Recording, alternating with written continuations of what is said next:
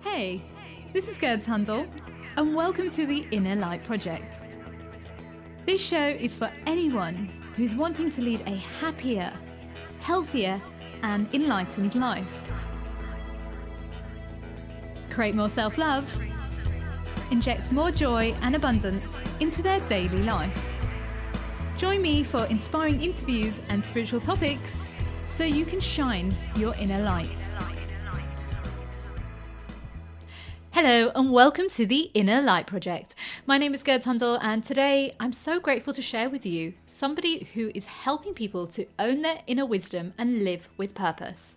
Kerri Hummingbird is a medicine woman, mother and mentor, and she is the founder of Inner Medicine Training, a mystery school.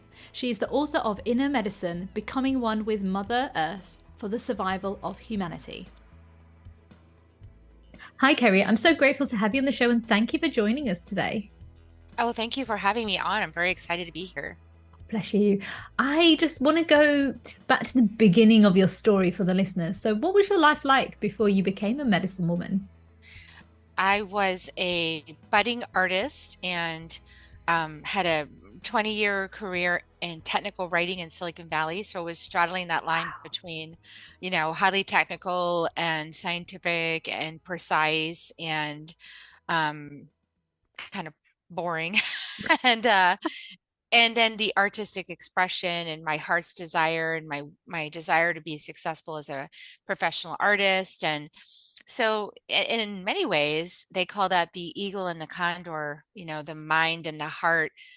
This is a prophecy of the eagle and the condor flying in the sky together at this time in the world. And definitely my life exemplified that because I was had this really strong intellect and this technology and this very rational, hard-brained, razor logic.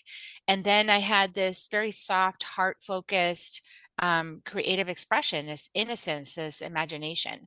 And I was grappling with those worlds even before I realized that was what was going on. Wow. Wow. And what was like the turning point for you to say, like, enough is enough? I'm ready to just go find myself and yeah, take my power back as a medicine woman. Yeah, I really feel like it's the pressure cooker, so we all have that backstop. We reach that place where it's just like, okay, I can't tolerate this anymore. This is too much. And I need to, I'm catalyzed out of my little spot. And for me, that was, 20 years in high tech and 20-year relationship that was formed in that environment that didn't really understand creativity or innocence or soul or heart, calling or passion or law of attraction or any of that. Thought the whole thing was just ridiculous. And there was also like this coinciding um, mm, feeling of disrespect for my mother instinct because I became a mother Mm. about 10 years into that relationship. And there was just like this disrespect for what I just knew in my bones. And what I knew in my bones seemed to be related to my art and my heart, Oof. So there was just this disrespect for that. And all of that reached its head and I was realizing that I could no longer play the role of the trophy wife. I could no longer play the role of the tiny little mama with her, little bikini on and just and deferring to everything the husband said and all of this kind of stuff that I was putting myself through. This sort of like imagination. We're all like really into the Barbie movie right now, right? So like Yeah. Barbie mother, and I couldn't, I was busting at the seams, like that was not working for me. And there was many things I was seeing that I didn't like and I needed to speak up. And so yeah, the perfect storm, it all kind of came together and I realized and at the bottom of my barrel in suicidal ideation that I was either going to stay in that restrictive, condemning space and give up on my heart and my art and my dreams and my mother's knowing and leave my kids without a mother, or I was gonna leave and start Mm. over. And it's nothing really to do with him. I mean, I don't blame him for any of this, but it's like I was not being who I needed to be in that relationship. And it got to this crisis point where I had to really decide who I was going to be. And I chose me. I totally understand what you're saying. A lot of women are like that. Like we've grown up with these ideas that this is how we need to be in society, how a woman should act and behave, and how she should be in her family. And it's not always the guy's fault, but it's also not our fault because we didn't know anything better. But it's like once that kind of veil is like lifted, it's like you can't see anything. Like not the word can't see anything, but like you just can't like follow that way anymore.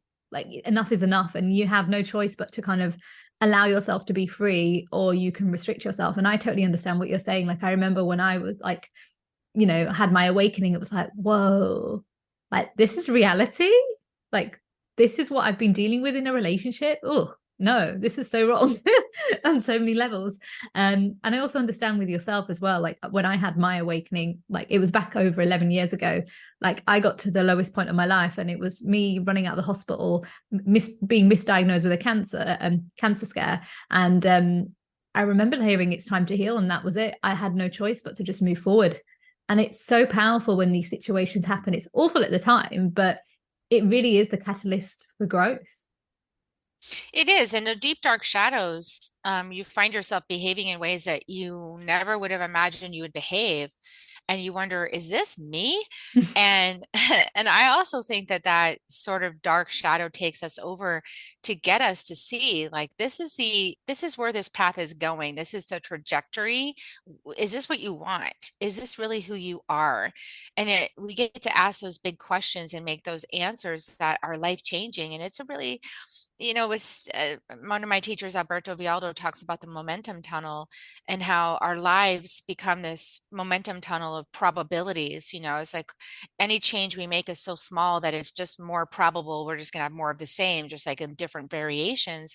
But we've reached this point where it's no longer reaching for the probabilities. We've got to step outside that momentum and we've got to take that hard right turn and completely change everything.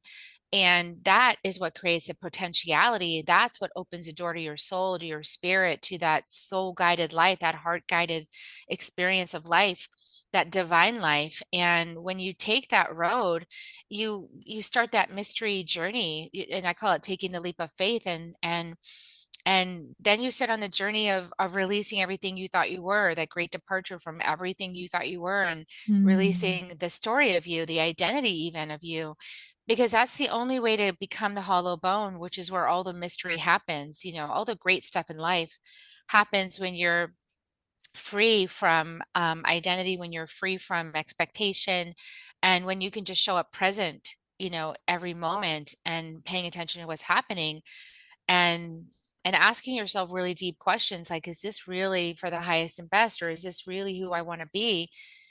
Fearlessly deconditioning yourself. And a lot of people are in that spot or at the beginning of that spot right now. And it's a scary spot to be because you do see that you are going to have to take a leap of faith. There's no easy path out of there. It really is a radical change. Mm. It's so true. Gosh, yeah. Just listening to you reminded me of my own journey of how you just had to tear everything down to rebuild. But it's the most powerful, magical, heartbreaking. It's like a mesh of both, isn't it? Heartbreaking, but also powerful, and loving, but also hurtful. But then when you actually get to the end, it's like so magical. And you do have to make sacrifices. You have to sacrifice your comfort. You have to sacrifice the dream that you thought you were building. Mm. And when you walk away from that dream, it's heart-wrenching. Your heart just wants to bust apart. I had to walk away from that 20-year relationship. I had to walk away from the art studio that I finally had. We had built me a Oh, brand new art studio, and I was gonna have art gatherings in there and all of this career that wow. I was gonna have. And I got to the end of that barrel, and I said, okay, that's just like the shiny object, but actually, that is gonna kill me. I need to leave. Mm. Wow. I just want to say I'm so proud of you because it takes a lot of courage to just get up and leave and really come back home to yourself in a world that doesn't understand that women can just be themselves. Yeah, and what is it that we are? I feel like a lot of the stories about who we need to be are stereotypical, like, I mean, that's why Barbie movie is so perfect right now, because it's actually revealing, like, for a lot of people, with the paradigms that they're living in that are so part of the backdrop that you don't even realize that it's a paradigm.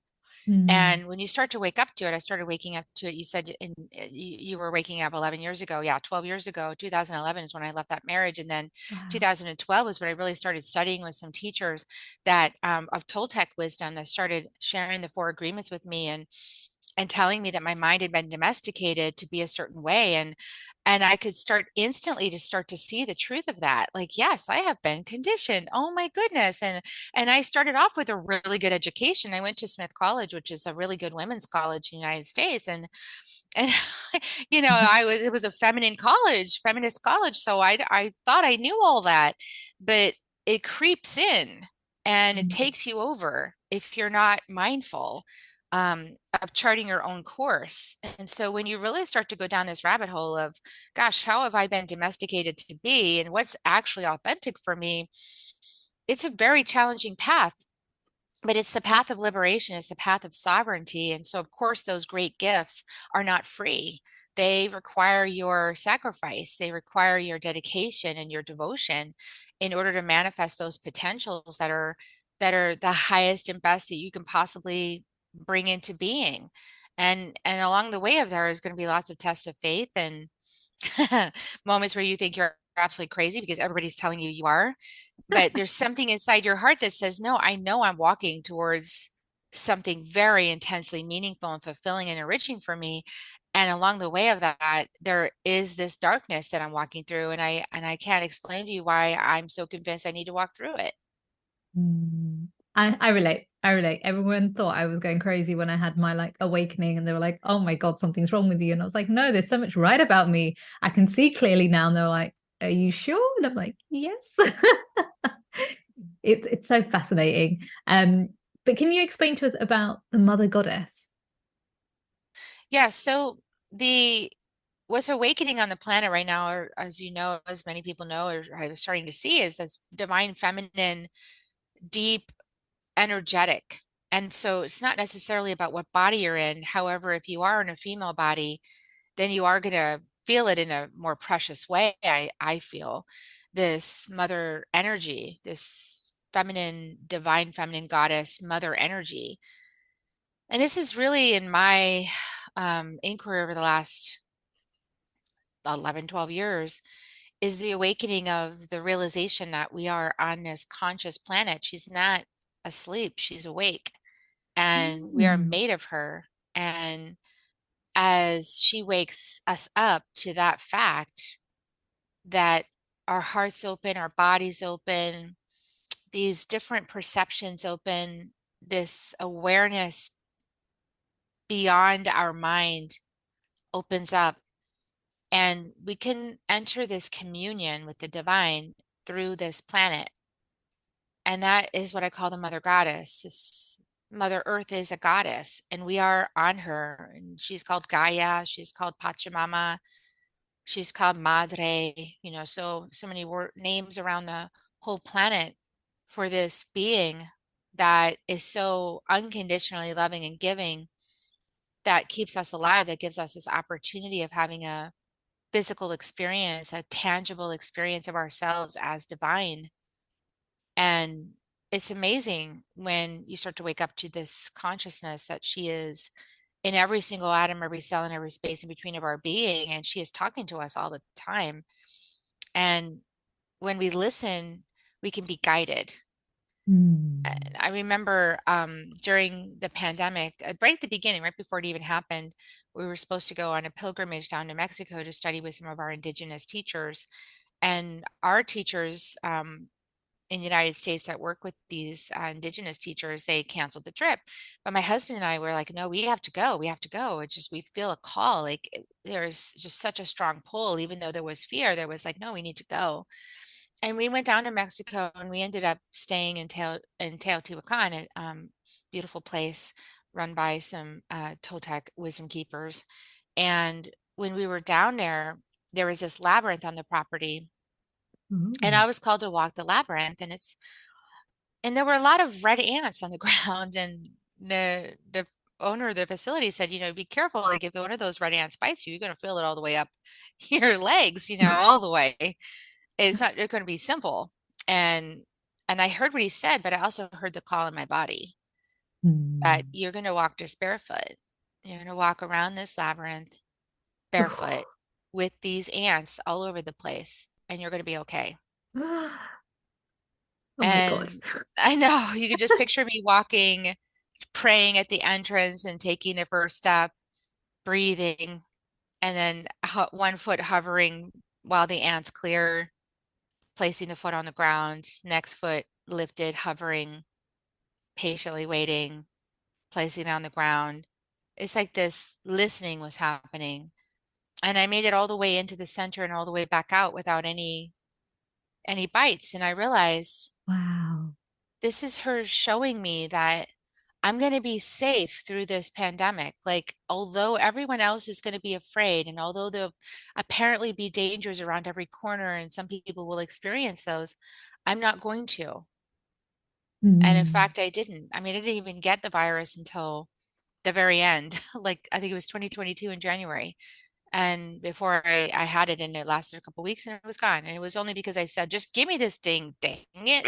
I, I don't want to take some vaccine, so just give it to me.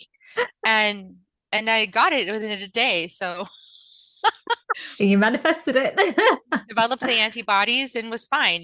So it's kind of how you're looking at life. And this is the medicine way. You were asking Mm. me about, being a medicine woman. It's a shift in consciousness Mm. It, from, this idea of Western medicine and the logical brain and all of that into the heart, into the body, and the knowing that this planet is guiding us. Yeah, it's so interesting what you're saying because you're right. So many people around me were so afraid of COVID, but I was the opposite. And with my ex-partner at the time, and we were just like, we'll be fine. And everyone was panicking. I never got the vaccine done. And everyone was just like, what are you doing? And I had a health condition at that point. So I was like, I'm not going to damage my body by putting something that I don't know would affect me. So I was just trying to be super clean eating and being conscious. And I didn't find it as hard as many other people. But I think because you and I have both done our inner work for so long, we were so used to peace and having time to ourselves. Whereas a lot of people, that was the first time they had to meet themselves. That was the first time that they actually realized that they needed to work on themselves and do therapy or do healing or do work on themselves from within. And same, I didn't catch COVID until the beginning of this year. I managed to survive until January. I was like, Yeah, damn it. it's funny when that happens. And and even with the getting of it, for me it was a spiritual inquiry. It was like, okay, I got this. What is the experience of it? And Mm, what is it like to have this kind of altered reality? Because it does produce that kind of weird altered reality sense. And also, like, what is this with my breath? What's in my lungs that need releasing, and what's in my throat that needs attention, and I need to rest right now. I need to take care of myself. I need to go within. And so for me it was that. It was the inquiry of what is this asking of me in my body.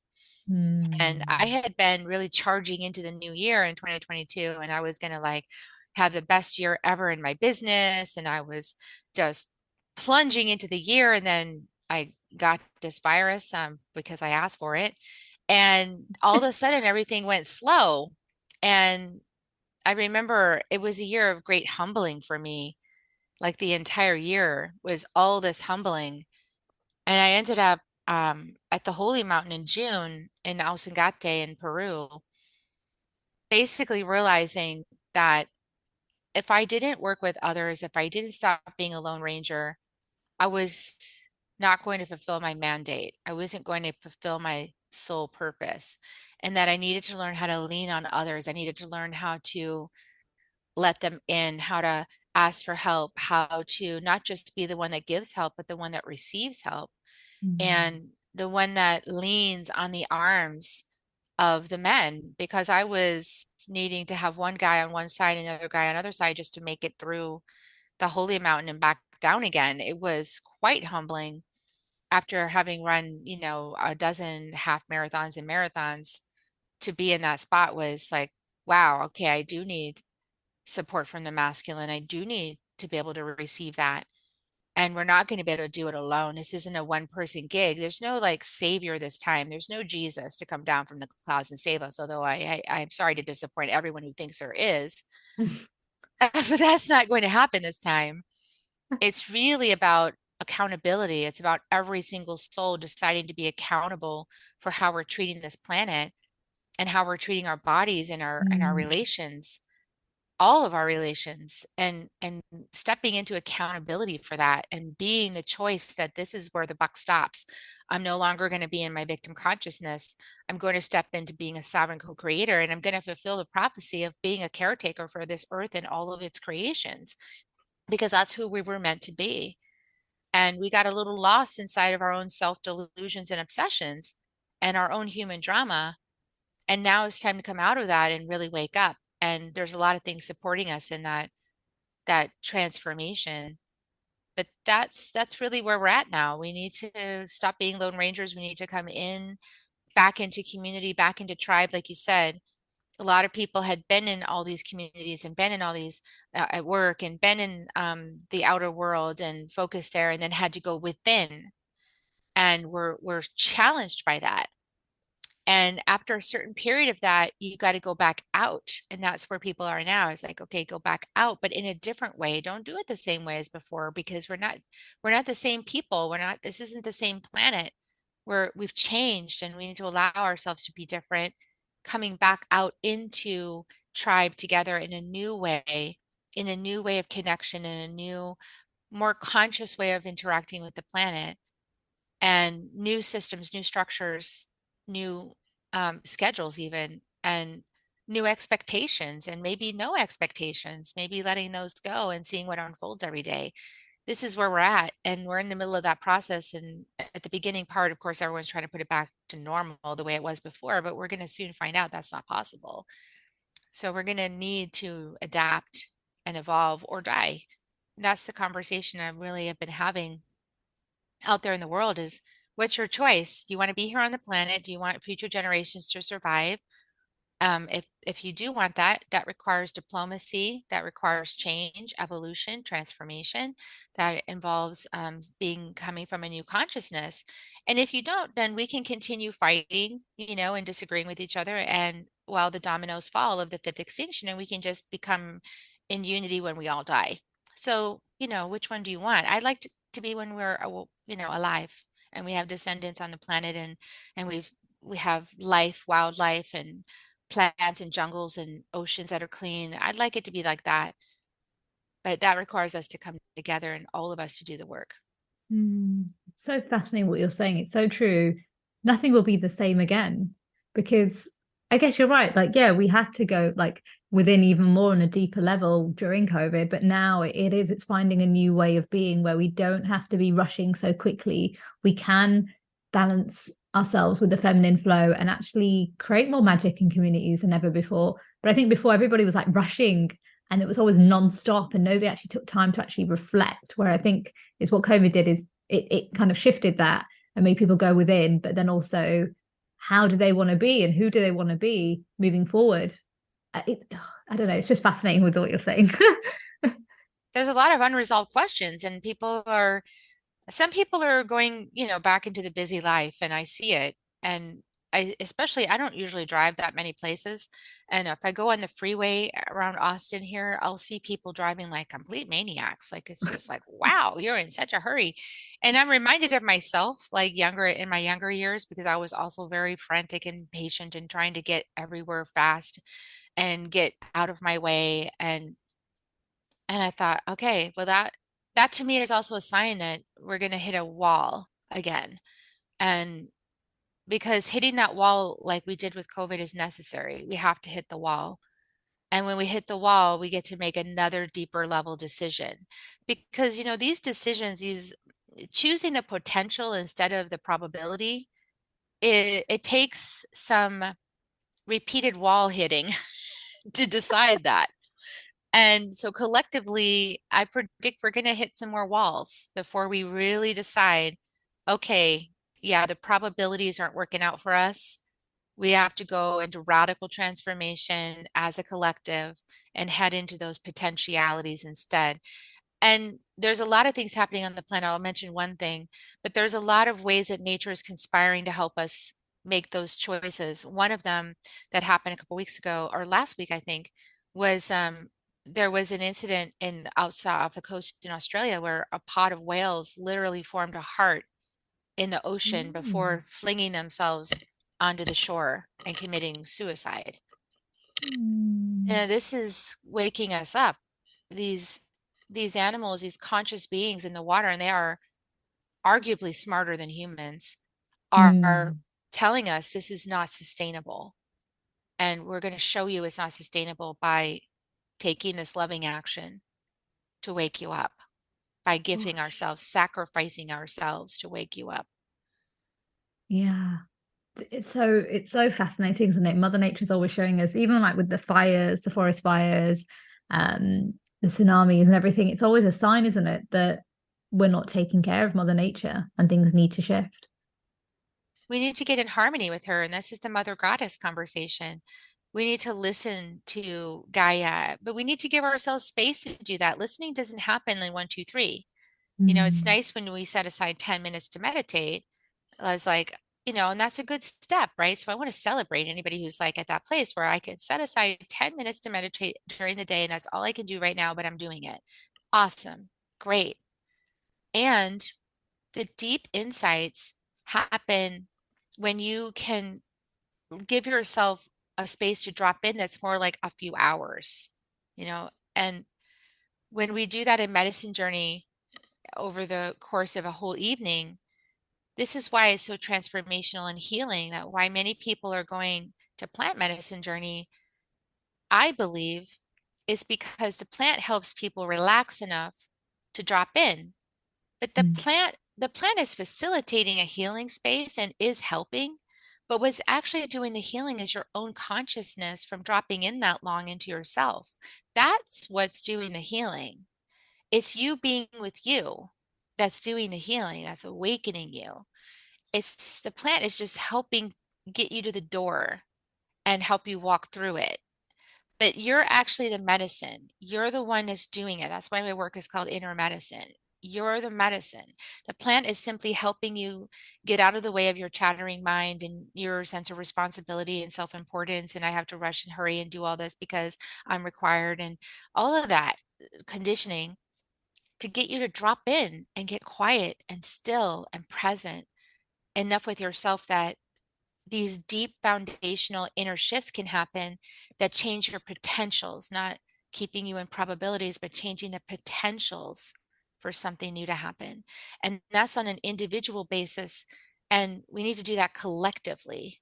And we're not right now. We're trying to put it back the way it was and go about our business and of survival. But we need to actually move out of survival and into thriving. And thriving takes stopping. Thriving takes going within to the deep roots of your consciousness where all the patterns began, so that you can untangle some of those things and loosen up some energy for things to go in a whole different way. And we need things to go in a whole different way right now. Wow. Yeah, that's so true. Everything you're saying, it's so true. Like the old ways are no longer working, and we must.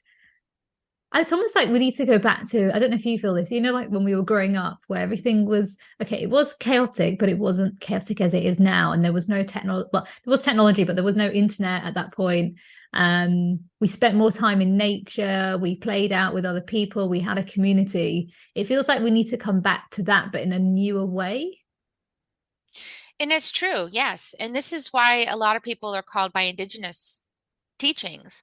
Because if you go to the jungle, as many people are going to the jungle in Peru or Brazil, or what you're finding is that you're around people who their day looks kind of like sitting around a lot. You know, that's what they do. They're sitting around a lot. They're not lazy, they're sitting around because they're listening and they're being present. And when you're that present, nature actually speaks to you and you're quiet enough to hear it because your mind doesn't have a rock concert going on. You're still. And so it's just like if you were at a rock concert and somebody whispered in your ear, you could not hear that person. at a rock concert. Right. And that's what most people got a rock concert going on in their heads. And nature's trying to whisper to them, and they don't even know there's something whispering to them. They might feel a little like chill on the side of their head, but that's all they have. And so we have to slow down and get quiet enough that we can hear those nuances. So the reason it's so relaxing to go to the jungle is because the lifestyle is very different. They're sitting around, they're paying attention, they're listening, and up in the Andes Mountains as well. They're just kind of sitting there listening, watching the signs, listening to the mountain. And whenever I do that, whenever I bring myself, let's say I go with a float pod and I'll float for 2 hours, 2.5 hours straight, and just float there in the sensory deprivation tank, these insights come that are profound that do lead me in a right-hand turn direction.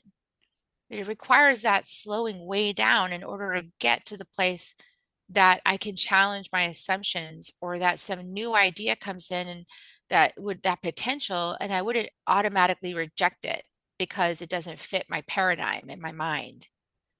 And that's kind of where we need people to be, is in that new space. And in order to do that, it's a big ask. It's like, let go of your fear of survival, let go of your fear of not being there, being judged for not being there at every single performance of your kids' stuff and every single moment that they want you there. Confront your fear of failing, you know, um, confront your fear of being fired because you took the day off for self-care. All of these things, like it's a lot we're asking. But that is the sacrifice I was talking about. It's just as big, Mm. if not bigger, than my sacrifice of my art studio. You have to sacrifice something really big and important to you in order to get into this other territory where you say, you know what? I'm going to live according to new potentials, not the same probabilities. The probability lines are leading to the fifth extinction. Let's just be real. That's where it's leading. So the potentials is what we want. We want those outlying potentials. We want the potentials that are going to lead us to a whole new reality. And collectively, that's what we need. It's just so fascinating what you're saying because everything makes sense to me now. Um, it's almost like for me, it's that it's not sacrifice, but it's like a death happening, like the death of the old you to make way for the new you. Like the old you is society's view, and the new you is the inner you. But yeah, like when I was growing up, I used to go into the woodlands as a child, and I'd be like, oh, like fascinated. But obviously back then I was in my mind a lot, and I didn't obviously hear the whispers. But over the years now, when I go into Mother Nature now, especially go like every day now, I will touch the hand of a tree and the tree will give me medicine and it will tell me what I need. And I'm like, whoa. And in the beginning, I used to think this is weird. Like, what is this? Now I'm like, no, it's nature talking to me and giving me answers and reminding me of who I am and what I'm here to do. And it's so amazing when you do slow down and start to connect with nature on that level. It's like nothing else matters. It's about you being present with nature. And yeah, it's amazing when it happens. And it Yeah. does require a big sacrifice, because the more you walk this path of awakening, the more you transition from your idea of yourself as separate and distinct and alone and able to survive without anybody else, and the Lone Ranger, to a cell in the body of Mother Earth, really, a cell in the body of Mother Earth. When you really get to this place of realizing you're a cell in the body of Mother Earth, the decisions you make about your life and through the course of your day are really different decisions. Mm. Because when you realize I'm a cell in the body of Mother Earth, the question then is, how do I be healthy today for Mother Earth? How do Mm. I be healthy in myself? How do I spread health? How do I support other cells, like be that white cell, supporting other cells to be healthy on Mother Earth? And it's not so much about deadlines and goals and, you know, status and how many likes you got on Instagram. And it's a totally different perspective. Yeah. And if how many likes you got on Instagram comes across your mind, it's kind of like, how many cells did I reach with this message today? How many people did I bring back to the remembrance of themselves as part of Mother Earth? It's a very different perspective. Yeah. Wow. Um, can you tell us about your book, Love is Fierce, Healing the Mother Wound? Yes. That book I started on the heels of some success with the second wave book, Transcending the Human Drama, which I channeled in 2019, right before the whole thing hit the fan, you know. And and I had never channeled a book before, so I was like, wow, I'm going to channel this text. Okay, cool. I don't know what the second wave is. What is that? So that book has been really very popular. And right on the heels of that, they said, okay, you're done with that now. My guidance was, now you're going to write this other book. I said, what's it called? Love is Fierce, Healing the Mother Wound. Ooh. Oh, that sounds really heavy and deep. Okay, dang it. So, and at the time, my mom and I, coincidentally or not, synchronistically, were in a separation of our relationship because my dad had passed away and my dad had Oh. my stepdad for most of my life and my mom had just such a beautiful love relationship and he passed away in 2017 and then my whole family fell apart because he Oh. was that unconditional rock of love and we were not as skilled at love as him. He was much better at it than we were. And as it turns out, and we got to witness that without his presence, that there was a lot of stuff going on that wouldn't have happened if he was around. Hmm. And so my mom and I always had used him as a bridge, and we didn't know how to talk to each other or be with each other without all this crazy feminine antagonism. Hmm. And so I got the message. I said, okay, I understand exactly why I'm being asked to write this book. So let me go ahead and write the book. And it was a healing book. So over the course of 3 years, I did medicine journey, I did shamanic healing, I did daily practice, inquiry, writing, and just really took a deep dive into the mother wound and did a whole bunch of healing on it. And in the book shares what I learned about it. And, I did the book without really speaking with my mom at all for that whole time and not knowing if it was going to heal our relationship or not. I had to do it for myself. And Hmm. so I had this, this imposter syndrome of I'm going to put this book out and my relationship with my mom is not healed and that's going to look fake. And like, why would anybody go through the problem of doing all of this deep, painful work and you're not even going to get, a good relationship with your mom? Like, why even bother to do all this? And it's going to be ridiculous because, I'm going to look like such a fake. I had to face all that too. And I sent her the book. I said, well, here's the book. I sent it to her about 3 months before it went live. And I said, you have plenty of time to look at it. I'm not promising to change anything, but you can look at it and you can see what I'm putting out there. And this was round about the fall of 2020, yeah, because it published in January 21. And right before Christmas, like about a week before Christmas, my mom reached out and she said, I'm wiping the slate clear. I'd like to have some lunch with you before Christmas. Oh. And we're going to bring the boys, my sons. And we all got together and we healed it. We just said, this is it. We're forgiving this. The slate is wiped clear. All the past no longer matters. And we're stepping forward in a new relationship in a new way. And as the matriarch of this family, my mom said, this is done. Everyone is coming back into forgiveness. And it was such a great gift to have before I published the book. And it's a great gift I have every single week because I get together with her every Sunday for brunch and I can finally talk to my mom. I can have conversations about there's no subject off limits anymore. There used to be all these off limit subjects, like we could only talk about this. I could talk about my nails and my pedicure and the weather, and that's it.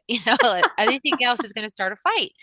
And now it's like we talk about deep stuff, really deep topics. We talk about the end of the world. We talk about, religion. We talk about the boys. We talk about mental illness. We talk about my mom is watching Ren, like High Ren is great. My mom is watching Ren. My mom loves Posty. Like I'm getting to see like how fantastic, and it's bringing up tears, but Oh. like how absolutely fantastic my mom is, Hmm. and how absolutely fortunate I've been to have this wonderful coyote teacher as my mother to help me be strong in myself and wise and trust my own heart and speak my truth. And how wonderful it is to finally be seen by her as a woman who knows my truth, and to just be women together knowing our own truth and sharing it is such a blessing. So I just, Powerful. anybody who's touched by that, I welcome you to it. It's hard work. I'm not going to say as easy as not, but boy, it's worth it. Hmm. I agree. I agree. It shifts a lot. You finally get to meet each other where you were meant to be with one another. I think so many times, again, society, cultural upbringing, our ancestors, all of that can play a role in how we think things need to be with family members. But actually, it's just about meeting one another with love and compassion, and everything else is minor. Yeah, we argue over really ridiculous things sometimes in the collective. I mean, over silly stuff. And it's all over the place, this arguing over really silly stuff. And I think if we can resist the temptation to do that, we might find that there's more productive places to place our energy and focus, that would actually reap some benefits for the planet and for future descendants. And that requires us stepping out of this victimization. I remember when I went to study with Alberto Vialdo at the Four Winds Life Body School, I was sitting there. It was my first class, and I'm in a room of like probably 70 people who are all complete badasses. Like there's like molecular biologists and psychotherapists, and then there's me, like a mentally ill woman, diagnosed and all of this kind of stuff. I was diagnosed borderline personality at the time, and I Wow. was grappling with that, and wanting to heal and wanting to use this energy medicine to heal myself and heal my family because I'd done a lot of things acting out at the end of that relationship that I regretted, and I wanted to heal myself and my family. And I'm sitting there, and Alberto says to the whole room of like all these adults, yeah, everybody in here has mommy daddy issues. And when you heal that, you'll be an adult and then you'll be able to have a really good life. And I was like, wow, I've got mommy daddy issues. Okay. I can't deny that. I did have mommy daddy issues. I was angry with my mom. This is long before I wrote the Love is First book. I was upset. I felt victimized by life. I felt victimized by my ex-husband. I felt like a victim, period. And so when we step out of that mommy daddy issues, we heal the father wound, we heal the mother wound, we realize that all of that soul contract was for us to claim our sovereignty through whatever mix of conditions we were born into that we chose, so that we can claim the gifts of our soul's curriculum and master what we came here to master. And this is why I love the Gene Keys. The Gene Keys by Richard Rudd is an adjunct to human design, but Genekeys, such great material. It gives you a little map of your soul's curriculum. And it looks something like mine is mastering judgment so I can be in integrity, mastering opinion so that I can practice omniscience, seeing that there's many facets to the diamond, mastering stress so that I can be in stillness. These are my soul's curriculum. And when I looked at my mother's chart and I saw provocation and struggle, I saw my mom in all the things I considered were toxic. But when I Mm. looked at the rest of her chart, I saw mediocrity and Mm. style. I saw she was helping me step out of being mediocre and into being my true, authentic self, my expressed self. Ugh. All she ever wanted from me was to stand up and be myself and not just fall into all these conditioned Barbie patterns, but like actually be myself. Mm. And she was poking at me to get me out of those stuck places. Like, hey, wake up. You're not being who I raised you to be. You're being something else. And I want you to wake up from it because you're going to waste your life in this spot. Wow. And when I could see that, it really helped me claim that healing I was talking about with gratitude, not just forgiveness. Forgiveness still assumes something was done that was wrong, that you were wronged somehow, but you're going to forgive it because you're a bigger person. That's how a lot of people do forgiveness. But it's actually gratitude. Because when Mm. you're grateful for what happened, like I learned so much from that. When I'm grateful for the mother I had, I don't need to forgive her. There's nothing to forgive. You Mm. gave me a service. You came in as my soul partner to get me out of those stuck places so I would be the leader I needed to be. You did that for me. You stood with me through the fire. You Wow. stood with me through my conditioning, through the culture I was born into, and you didn't let me fall asleep in that. You woke me up, provoke, provoke, provoke. Stop that. Woke me up, you know? And here I am, Yeah. Wow. grateful. Wow. What? I'm just blown away. um, oh, what are your five top tips for someone who is struggling to rewrite their story? Yeah, the struggling to, well, number one, you got to heal the mommy daddy wounds. We just talked about that. That's the biggest tip. Like, you really have to stop blaming your parents, and own the fact that you chose them as your parents. You chose the conditions of your life. You chose to come in as a soul, and that's a shift in consciousness. That's just shift out of poor me human, temporary, stuck in a personality and a life that I didn't choose, and it's terrible and it's heavy and it's awful and I was abused, and the story, the whole story. And step flipping perspective and going, wait a second, I'm not a temporary human. I'm a soul having a human experience. I'm a soul that chose this human experience. I'm a soul that designed this human personality so that I could inhabit it. I'm a soul that made some agreements with some other souls to have this life journey and to have a starting place in my mother's womb with the father that I incarnated with and that ancestral line on both sides. I chose that. I'm a soul who chose addiction. I'm a soul who chose invalidation. I'm a soul who chose the war of the roses between the men and the women. I'm a soul who chose to step out into the world at a time when women are supposed to be leaders. Mm. All of those things. I'm a soul who chose to be molested as a baby. I'm a soul who chose to have a really scary first 5 years of my life. So my brain would be so messed up with fear, I'd have to find my way through the fear back to love. I'm a soul who chose a lifetime of mental illness. I'm a soul who chose to be a medicine woman. That's who I am. And Oof. that's the path I got to walk to get to be that medicine woman. So I can help a bunch of other people navigate their way through that maze. It's a shamanic journey. So change the story you're telling. That story you tell, they go to the psychotherapist's office week after week and tell the same sad story. I know I did that. It's okay. Forgive yourself, but now change the story. Like, what pieces of the story can you change bit by bit by bit to change the outcome of your life? How could you reframe what happened to you in such a way as to empower yourself rather than make yourself into a victim? So that's the first. You got to change the story. You got to forgive mommy, daddy. That's number one. Number two is change the story. Number three, I guess, is own it. Like, it's your journey. You created it for yourself, so own it like a badass. Like, yes, I chose all this scary stuff in my life. I chose that. And own it, really fully own it. And the fourth thing, I guess, would be gentle with yourself, because being human is fragile and tender and vulnerable, and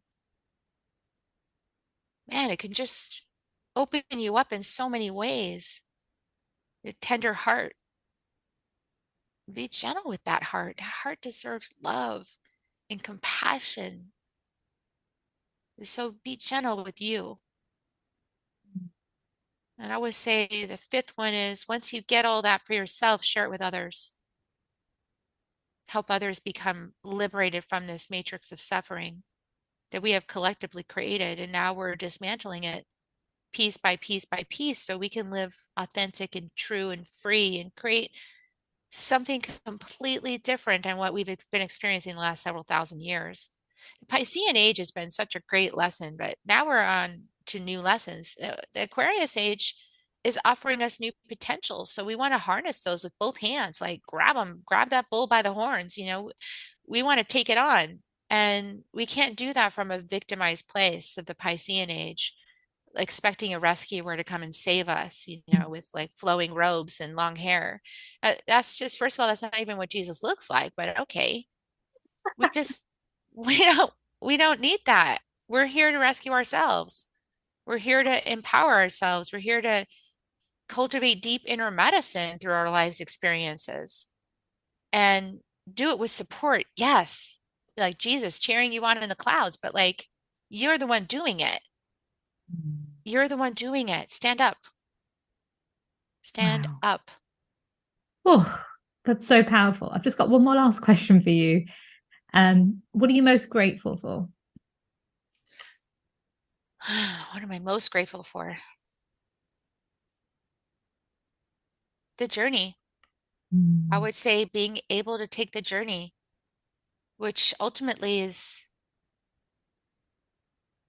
the mystery, because none of us really know how we're here. We don't really know for certain how we're living and breathing on this planet. We don't really know that. We have a lot of theories about it, but really it's a mystery. And so I'm grateful for the mystery, teaching me about myself, giving me this opportunity to breathe, to experience life, to have this sense of living multiple lives, to have this sense of continuity and connectedness. All the things that mystery brings me are miraculous. And I'm really grateful to have been gifted these experiences and this sense of I-ness, this sense of awakeness, this sense of being alive. I'm grateful for it. Kerri, thank you. Thank you so much for being on the show and just sharing your inner wisdom and truth and showing that it's so possible to take your power back at any moment in time. I hope it touched people's hearts. Wow, what an amazing episode with Kerri. It's so important to trust the wisdom from within. And it's just so important to allow yourself to receive and be heard. Unfortunately, that's the end of the show. Before I leave, I want to leave you with this quote. If your current chapter isn't working for you, rewrite your story. That's a quote by Honor Your Essence. And also, if you are struggling with letting go of the past and want to transform your trauma and learn to trust yourself, visit my coaching programs at www.gerdshundle.com and book in a call with me. Take care, my sisters. Bye. For more information about the show or how to trust your inner light, visit my new coaching program at gerdshundle.com. And remember, stay happy, stay healthy, stay lit.